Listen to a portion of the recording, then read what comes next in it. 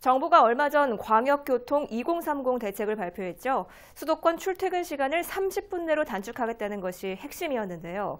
그중에서 가장 주목받은 것은 GTX D 노선 신설이 아닌가 생각합니다. 인천과 김포, 부천 등 수도권 서부권에서 강남을 연결하는 광역 급행철도가 건설된다는 소식에 해당 지역 주민들의 관심도 뜨거웠는데요.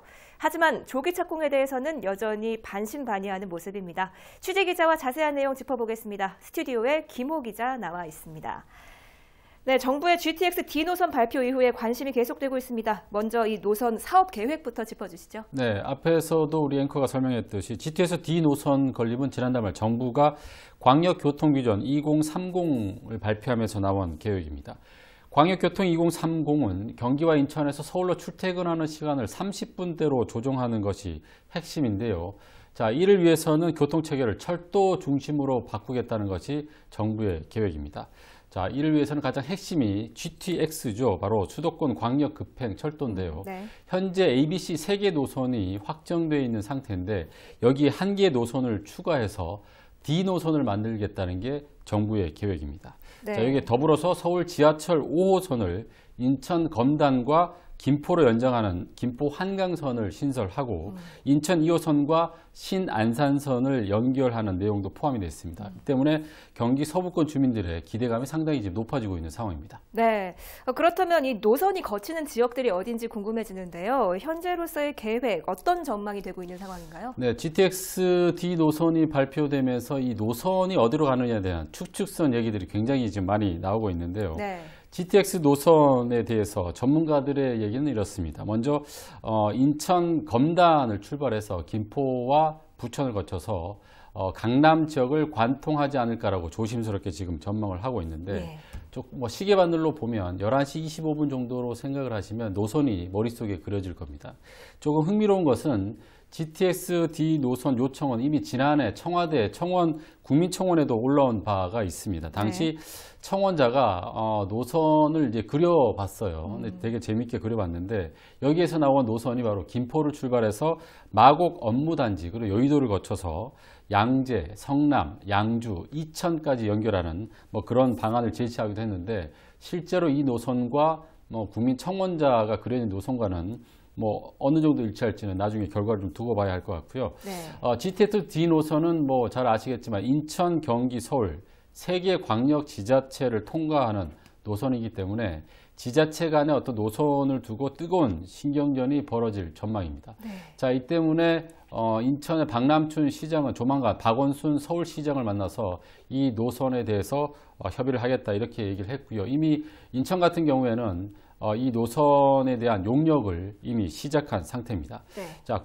국토교통부도 이미 3개 지자체들과 GTX D 노선 구축을 위해서 실무 협의를 하겠다. 연말까지는 이 실무 협의를 마치겠다라고 밝힌 바 있습니다.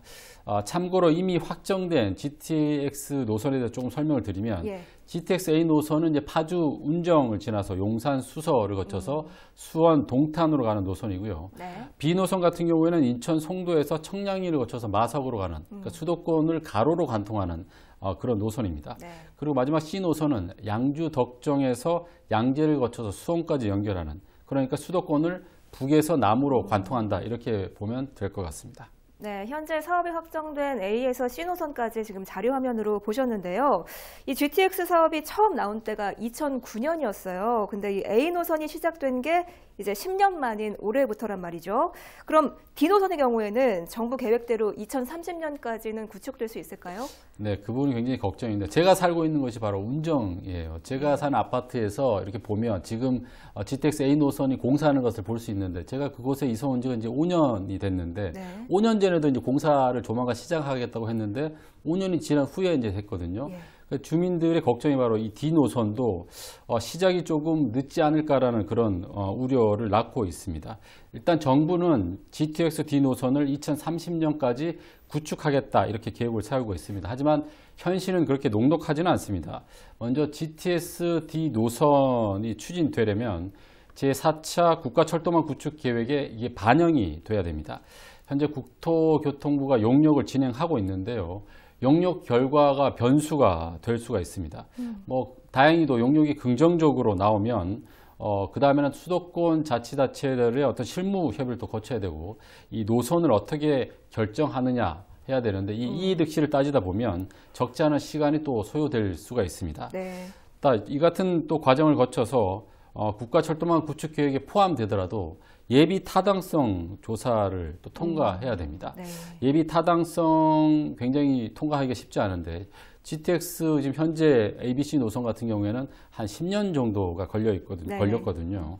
그렇기 때문에 적지 않은 시간이 걸리지 않을까라는 예측이 들고 이렇게 첫 삽을 뜨기까지가 어려운데 첫 삽을 뜨더라도 해마다 이 예산 확보가 상당히 중요합니다.